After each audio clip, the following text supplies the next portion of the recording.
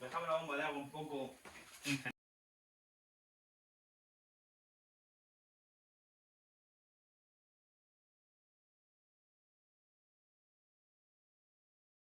Bueno, chicos, estamos saliendo ahora mismo de aquí del taller hacia Granada.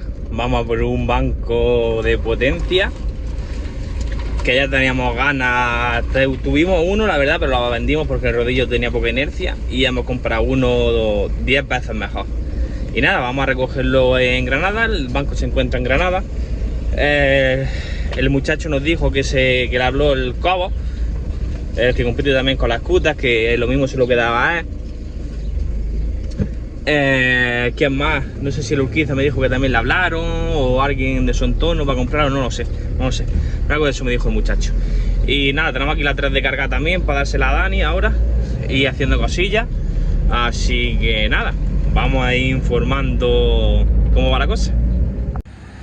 Bueno, señoras, venimos de Granada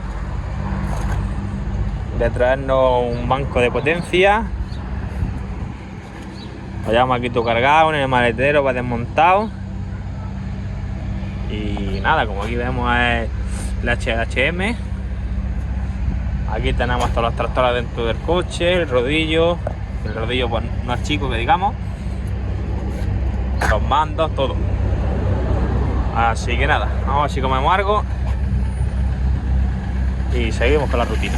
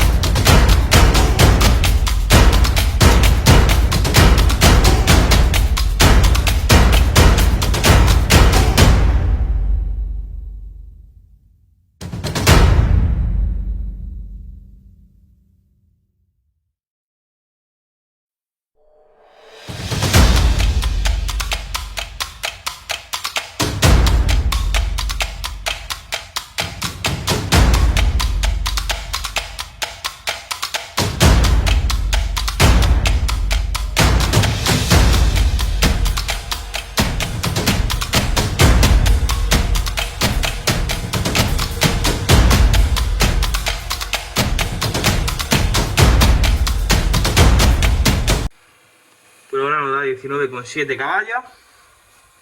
Así que bueno, pues nada más para la primera puesta a punto.